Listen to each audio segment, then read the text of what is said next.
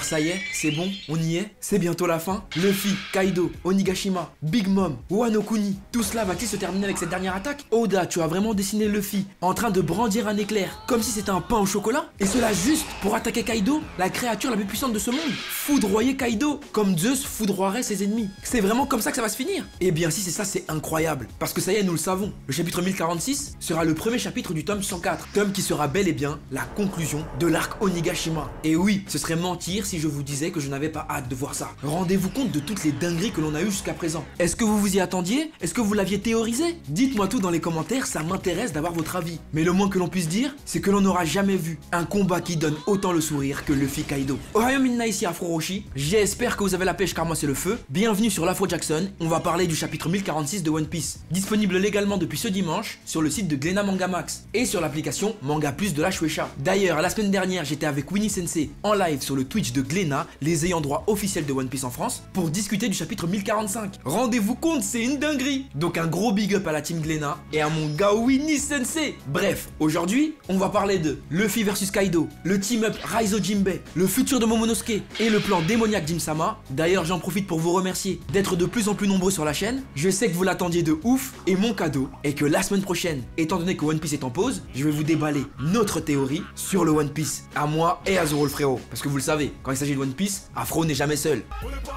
Et croyez-moi, on a trouvé des dingueries et j'ai hâte de vous le partager lundi prochain. Donc n'hésitez surtout pas à vous abonner, à liker la vidéo, parce que la semaine prochaine, vous aurez l'ultime théorie d'Afro sur le One Piece.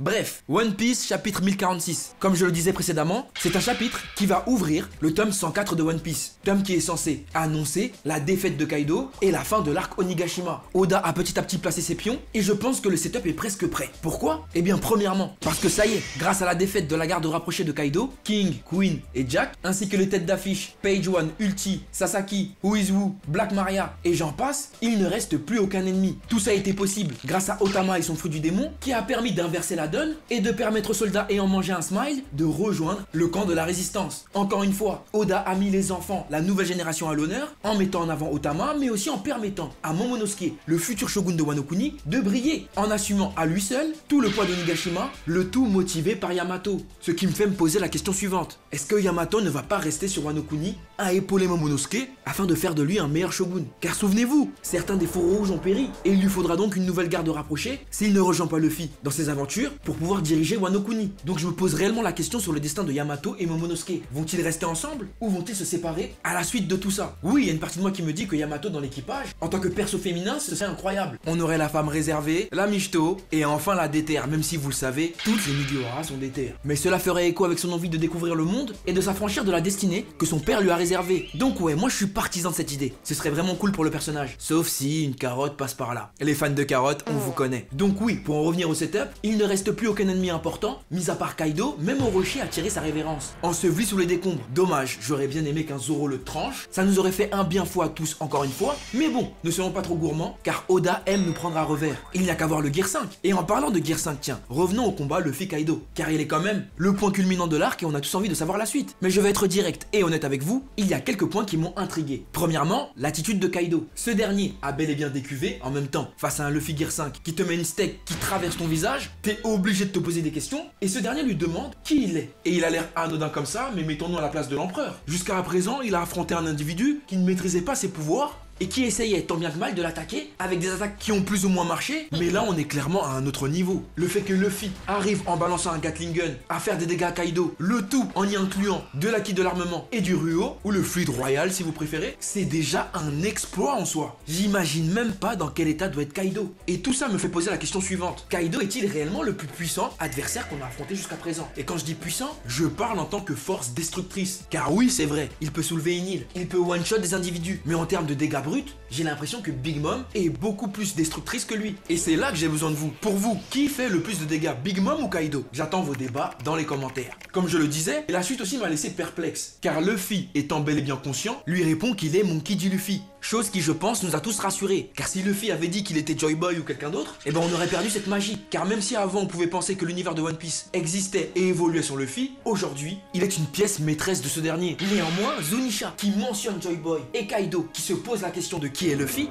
nous laisse planer le doute. Et puis sans vous mentir, de nouvelles questions me taraudent. Que voulait dire Kaido lorsqu'il a mentionné le fait que son corps et son esprit seront au niveau de son pouvoir? Serait-ce une phrase qu'on lui a dit auparavant concernant l'éveil et il est choqué de voir le pouvoir ridicule de Luffy? Ou bien serait-ce autre chose? Car lui aussi, encore une fois, en mentionnant ce pouvoir, il rigole, nous faisant comprendre que lui aussi connaît Nika et la légende de Joy Boy, mais il ne veut pas en parler. Pourquoi? Pourquoi Kaido? Donne-nous à manger, donne-nous des infos, on veut savoir. Pourquoi en 800 ans c'est Luffy qui a été choisi? Aide-nous! Parce que moi les amis je le vois venir gros comme une maison. On va essayer de nous douiller. Luffy a attrapé un éclair comme si c'était un pain au chocolat. Tout ce qu'il touche à la tribu du caoutchouc, donc il peut tout tenir, du feu, ça se trouve même du vent. Il est devenu totalement cheaté, totalement intenable et il risque de tuer Kaido et nous laisser en galère de flashback. D'ailleurs on en parle de la dernière page du chapitre. On en parle ou pas? Luffy, tel Zeus, s'apprêtant à foudroyer le dragon d'Onigashima, personne n'était prêt. On était tous sur le cul. Et Kaido sourit. Et tout cela me fait poser la question sur l'aspect frauduleux de Kaido. Est-il réellement si puissant que ça, au même titre qu'un Big Mom ou un Barbe Blanche? Ou est-il juste extrêmement résistant? Et d'où provient sa résistance? Telle est la question. Mais en tout cas, il s'apprête à manger un truc de ouf et j'ai hâte d'être au chapitre suivant pour voir ça.